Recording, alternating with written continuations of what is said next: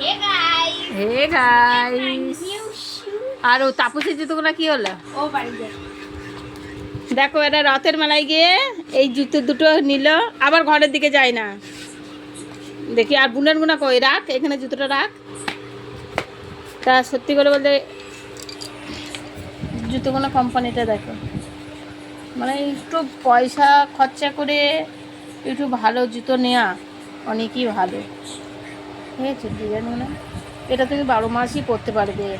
আর যেই দোকান থেকে আমরা জুতো নিই আমি শেয়ার করে তোমাদের অবশ্যই দেখাবো আমরা কোন দোকান থেকে জুতো নিই। নিয়ে আয়,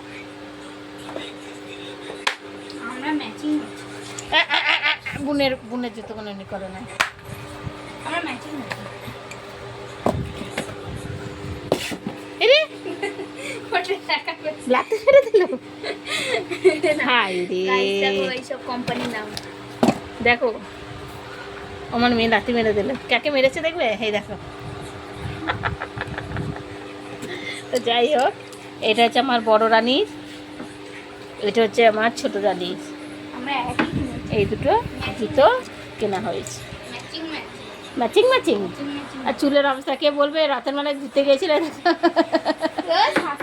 আর একজন, হ্যাঁ যাই হোক, এই জুতো দুটো নিল। তো কেমন হয়েছে অবশ্যই বলো, ঠিক আছে? কমসে কম বলো কিন্তু,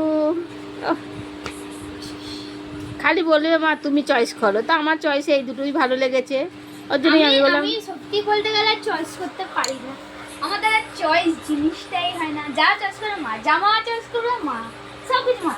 আমার বোন নয়, আমার বোন নিজে চয়েস করবে, আমি চয়েস করতে পারি না। আমার বোন নিজে চয়েস না, মা আমার ওই জামাটা চাই, ওই জামাটা চাই, ওই জুতোটা ভালো লাগে, এই সাইজটা মানাচ্ছে না। আমি চয়েসই করতে পারি না, মানে আমি ছোটদের দেখে কি করবো, লজ্জা পাই। এখনো আমি ছোট আছি, মা তুমি চয়েস করো না, বিশ্বাস করো মায়ের চয়েসটা হেবি সুন্দর হয়। তা আমি চয়েস করে কিনে দিলাম। আর উপরে এটা চয়েস হচ্ছিল না, ওই মানে এই জুতোটার মডেল ছিল না, সব বিক্রি হয়ে গেছিলো, একটাই ছিল। তা দাদা বললো এখন আপাতত নিয়ে যাও, পরে যখন আবার উপরানি আসবে, উপরানি যখন আবার নতুন মডেল আসবে তখন তোমাকে আমি দিয়ে দেবো। মায়ের সঙ্গে তো রোজ দেখা হয়, দিয়ে আবার যা হোক করে এই দুটো নিয়ে এলাম। তো বলো কমসে কম, খুব বায়না করে, কি করবো ছোট রানী।